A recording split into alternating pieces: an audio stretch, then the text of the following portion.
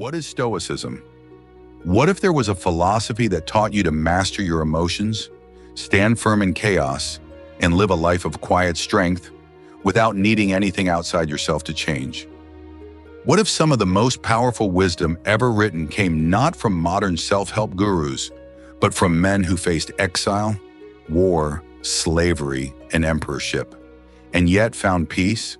And what if their ideas, over 2,000 years old, still held the power to calm your mind, sharpen your purpose, and guide you through any modern struggle?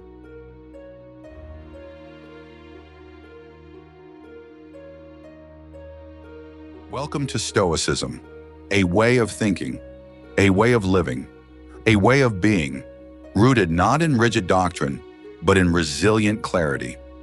The roots of Stoicism stretch back to ancient Greece, to a painted porch in Athens called the Stoa Poikile. It was here that Zeno of Citium began teaching a new way to approach life, one centered on virtue, rationality, and enduring what we cannot control. Over time, his teachings passed through the minds of thinkers like Epictetus, the freed slave, Seneca the statesman, and Marcus Aurelius, the philosopher king. These were not abstract scholars. They were men tested by real life, and it was their trials that forged the philosophy into something practical, powerful, and timeless. Stoicism is not about suppressing emotions, it's about understanding them. It doesn't ask you to detach from life, but to engage with it more fully, more wisely. Stoicism is about control, but not over others, over yourself. And that's what we'll explore in this series. 10 lessons, 10 foundations, each drawn from the wisdom of Marcus Aurelius, each designed to help you face the day with clarity, calm, and strength. Let's begin with the first and perhaps most essential Stoic lesson, the difference between what we can control and what we cannot. Lesson 1. Know what you can control. If you are distressed by anything external, the pain is not due to the thing itself, but to your estimate of it, and this you have the power to revoke. These words from Marcus Aurelius are a cornerstone of Stoic wisdom. At the heart of Stoicism lies a deceptively simple insight. Some things are in our control and others are not. That's it. That's the division. And the quality of your life, your peace of mind, your clarity, your resilience, depends on which side of the line you focus on. You can't control the weather. You can't control other people's opinions. You can't control outcomes, traffic, gossip, or fate, but you can control your choices, your responses, your effort, your attitude. That's the Stoic power, the power of the mind. This lesson is not about passivity. It's not about shrugging and giving up. It's about putting your energy where it counts. As Epictetus said, there is only one way to happiness, and that is to cease worrying about things which are beyond our power. Think about your own life. How much stress, anger, and sadness have come from trying to change what's outside your control? How many arguments, how many sleepless nights, how many regrets were tied to outcomes you could never truly command? The Stoics would tell you, let it go. Do your duty, play your part, but don't cling to the results. Focus on your character, on your effort, on the intention behind your action. That is your domain. Imagine starting each morning with this reminder: I cannot control what happens today, but I can control how I show up. I can control whether I act with patience, with courage, with integrity. That's the path of the Stoic. Now that we've grounded ourselves in the wisdom of control, let's turn to the second Stoic lesson, one that speaks directly to the noise of the world. Don't be ruled by the opinions of others. Lesson 2. Don't be ruled by the opinions of others. Waste no more time arguing what a good man should be. Be one. Marcus Aurelius wrote those words not for an audience, but for himself. In a world flooded with voices, social media, headlines, opinions from friends, strangers, critics, it's easy to forget your own. But Stoicism teaches us to stand still in the storm of judgment. The Stoic doesn't chase approval. The Stoic doesn't fear criticism, because both are out of our control. What others think, say, or post is their business, not ours. Instead, ask yourself, am I living according to my values? Am I doing what is right, regardless of applause or silence? Marcus reminds us again and again, fame, status, reputation, these are shadows. They shift, they fade. But your integrity, your choices, your courage, these are real. These endure. If you anchor your life in the need to be liked, you will be blown by every wind. But if you anchor yourself in principle, you will stand firm, no matter the storm. It's not about being indifferent or cold. It's about being inwardly steady. Stoics listen, they learn, but they are not ruled by popularity or the fear of being misunderstood. Let others talk. Let them judge. Let them misunderstand. You have one job, to be who you are, with wisdom and courage. Now that we've freed ourselves from the weight of other people's opinions, let's explore the next lesson, focusing on virtue, our highest good. Lesson 4. Live in the present moment. Confine yourself to the present, Marcus Aurelius once wrote. Simple advice, but for most of us, painfully difficult, because our minds wander. They dart into the past, regretting, replaying, reliving. Or they leap into the future, worrying, anticipating, trying to predict what hasn't happened yet. The Stoics understood something vital. The present moment is the only one we ever truly possess. The past? Gone. Carved in stone, unchangeable. The future? Unknown. A vapor, not yet real. But the present, this breath, this step, this word, is alive. And it's where your life is actually happening. Think about it. How many moments have we missed, not because we were busy, but because we were elsewhere in our heads? Marcus wasn't writing this as a monk on a mountaintop. He was emperor of Rome, ruling during plagues, wars, betrayals. And yet, he reminded himself again and again, stay here, in this moment, because here is where you act. Here is where you think clearly. Here is where you have power. The Stoic isn't someone who ignores the future or forgets the past, but they don't live there. They prepare, they learn, but they don't dwell. They return always to now. In the modern world, that means putting the phone down, closing the news app, breathing in, noticing the sky, the face across the table, the task at hand. When you're present, you stop being ruled by fear of what might happen, or shame about what already did. You begin to live fully. And when challenges come, being present allows you to respond wisely, not react blindly. That's Stoic strength, not stiff, not emotionless, but deeply grounded. So today, pause, look around, feel your breath, ask, what is mine to do right now? That is enough. With presence as our anchor, we now move to a lesson that challenges modern notions of success. Understanding that external rewards, fame, money, praise, are never the source of real happiness. Lesson 5. External rewards can't make you happy. Picture the Roman Empire at its height.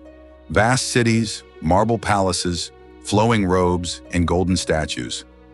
Now imagine its most powerful man, seated quietly, writing not about conquest or wealth, but about how meaningless it all is.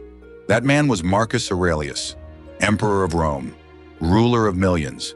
And yet he wrote, "It is in your power to withdraw yourself whenever you desire. Perfect tranquility consists in the good ordering of the mind." You see, Marcus had everything, power, privilege, fame. But he knew what most of us take a lifetime to learn. None of those things guarantee peace. The Stoics taught that happiness isn't found in what you have. It's found in how you live. Your bank account can be full and your soul completely empty. Or you can own nothing and still carry peace like a crown. We live in a world obsessed with more. More followers, more money, more recognition. But the Stoics whisper a different truth. External rewards are fleeting. They can be taken away in a moment. But virtue that lives in you, no one can steal it. Marcus warned himself often, don't fall for the trap. Don't chase glory. Don't live for applause. Instead, he said, look well into thyself. There is a source of strength which will always spring up if thou wilt always look. So ask yourself, what are you chasing, and at what cost? This isn't to say success is bad. Stoicism doesn't ask you to give everything up and live in a cave. It asks you to question what you serve. If your happiness depends on external things you don't fully control, then your happiness will always be fragile. True freedom is needing less. True joy is being enough. Imagine waking up tomorrow and knowing that no matter what happens, promotion or failure, praise or criticism, you will still act with integrity. You will still think clearly. You will still be you. That is the power Marcus Aurelius practiced, and it's the power you can learn too. So far, we've learned that peace doesn't come from control, praise, or possessions. But what if you could start finding that peace simply by returning to this moment, this breath right now? Let's explore the next lesson, the Stoic practice of presence. Lesson 6, stay in the present moment. If you've ever watched a sunrise and caught your mind wandering to yesterday's regrets or tomorrow's worries, you already understand the struggle the Stoics spoke of. We are masters at being everywhere but here.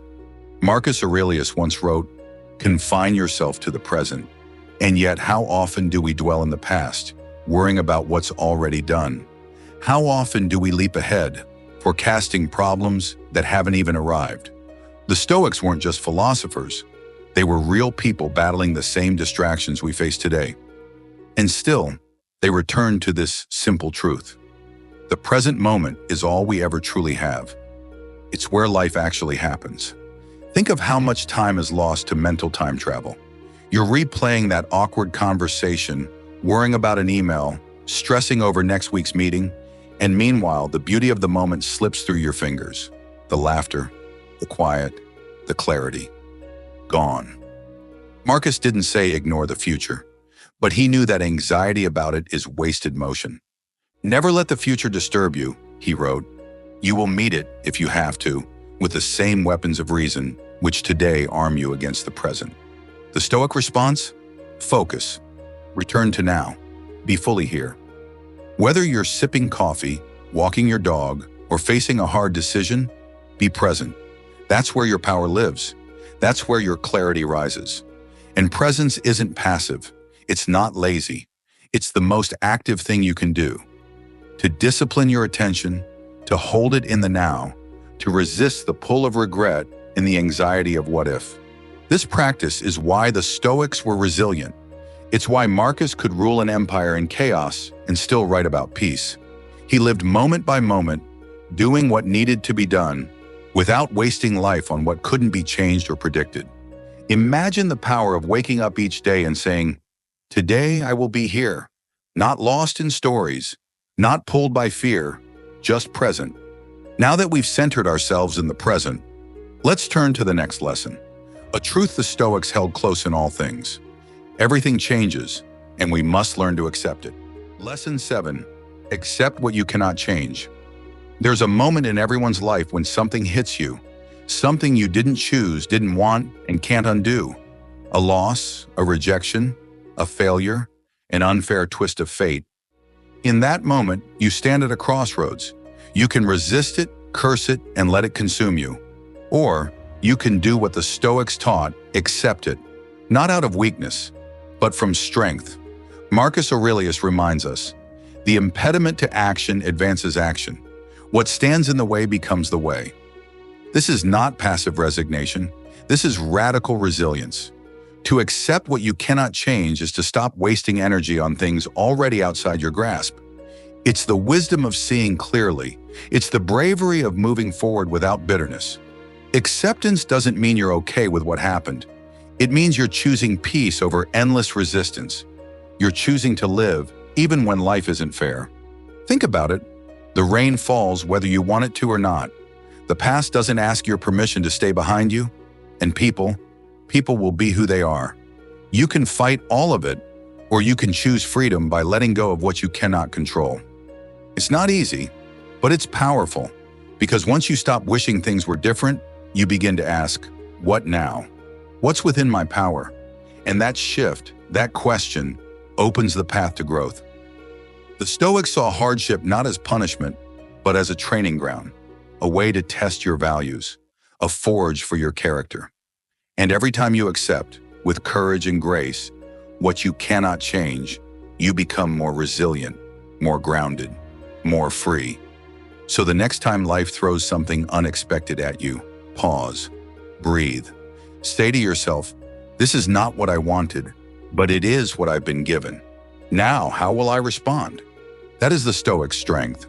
Now that we've embraced the wisdom of acceptance, let's move to another essential lesson, one that builds inner strength and sharpens focus, the power of self-discipline. Lesson 8, practice self-discipline. In a world that screams for instant gratification, where one tap brings food, entertainment, even validation, what does it mean to wait? To pause? To say no when everything around you says yes? It means strength. It means discipline. Marcus Aurelius lived in a palace, ruled an empire, and had access to every luxury. Yet he warned against indulgence. He wrote to himself day after day, reminding his own soul not to be swayed by ease, not to fall asleep in comfort. Just that you do the right thing, he wrote. The rest doesn't matter. To the Stoics, self-discipline wasn't about punishment or denial. It was about freedom. Because if your mood depends on sugar, praise, distraction, or comfort, then you are not free. You are a slave to your desires. But if you can wake early when you don't feel like it, speak truth when it's inconvenient, hold your tongue when anger burns, then you are in control, not the world, you. Self-discipline is the quiet power behind every Stoic virtue. It is how courage is built, how wisdom is applied, and how justice is upheld. It's not glamorous. No one claps when you resist temptation. There's no medal for walking past your impulses. But there is something better. Peace. Because when you know that your actions reflect your values, not your cravings, you move through the world with a rare kind of confidence, a calm, a strength. So ask yourself today, where am I being pulled by comfort or habit or fear? And what would it mean to resist? Start small, get up on time, put the phone away, speak with intention, eat with awareness, train the muscle of your will, like Marcus did, like the Stoics taught. Next, we turn to a lesson that holds the secret to lasting peace, one that urges us to live not in resistance, but in harmony, accepting what we cannot change. Lesson 9, accept what you cannot change. Not everything in life will go your way. You will be misunderstood. Plans will fail. People will disappoint you. Tragedies may come. And no matter how well you prepare, how good your intentions are, or how much you try to control the outcome, there will be moments when life simply doesn't listen. The Stoics knew this, and they didn't run from it. They embraced it.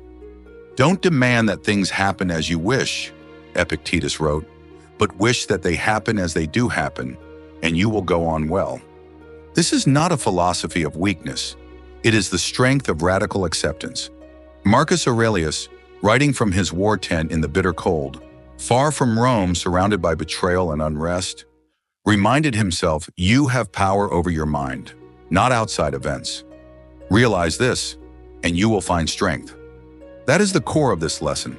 There is power in surrender, not the surrender of apathy, but of wisdom. It's the surrender that says, I will meet this moment fully, not because I chose it, but because it is mine to meet. Life doesn't always ask for your permission, but it always gives you a chance to respond. Think of the rain. You can curse it, or you can find shelter, or dance in it. Acceptance doesn't mean liking the situation. It means refusing to let it destroy your peace. So the next time something breaks, delays, disappoints, pause, breathe, ask, what is within my control and what is not? Then release what isn't yours to carry. Hold only what you can shape, your response, your perspective, your action. The Stoics were not passive, they were powerful. And that power came from knowing the difference between resistance and resilience. Let the world do what it will. Let others behave as they choose. Let outcomes unfold as they must. Your peace is not theirs to disturb. We've now explored the power of acceptance. But one lesson remains, perhaps the most beautiful of them all: be present. Let's dive into the final wisdom from Marcus Aurelius. Lesson 10. Be present. The present moment is all we ever truly have. Marcus Aurelius, amidst the chaos of ruling an empire, reminded himself, and us, that life is happening now, not tomorrow, not in the regrets of yesterday, but in this very breath. How often do we miss it? We worry about what might go wrong. We ruminate on things we wish we'd done differently. Meanwhile, life, raw, real, and fleeting, passes by unnoticed. The Stoics teach us this simple, powerful truth. The present moment is a gift, and if we learn to live in it, we unlock a kind of peace that no success, no future plan, no distant goal can give. Confine yourself to the present, Marcus wrote. Why? Because the present is the only place where action lives. It's where choices are made, habits are formed, lives are shaped. When we rush through our mornings, half hear our loved ones, or multitask through moments meant to be savored, we rob ourselves of life itself. We postpone joy, we defer meaning. But the Stoic says, slow down, feel this breath. Notice the sensation of being alive. Even in pain, even in stress, even in uncertainty, there is something real, something now, something you can touch and respond to with calm. So how do we live this way? Begin your day with awareness. Pause before reacting. Ask yourself, is this moment asking for worry or presence? Bring your mind back when it wanders. And when you catch yourself drifting into past regrets or future fears, return gently to now. This doesn't mean ignoring your responsibilities. It means showing up to them fully, consciously, and with care. Presence is not a retreat from life. It's a deeper engagement with it. It's noticing the quiet joy of sipping your coffee, the steady rhythm of your breath during a walk, the look in someone's eyes when they're speaking, the chance to show up, not just be there. This is the final lesson from Marcus, and perhaps in its simplicity, the most profound.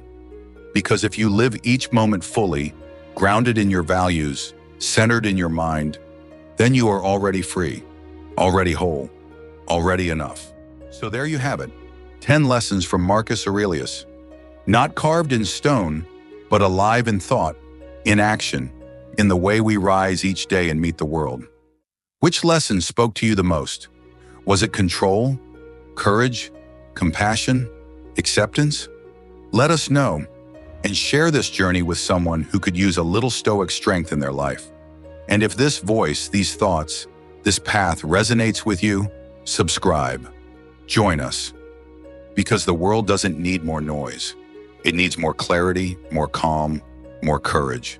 And that, my friend, is Stoicism.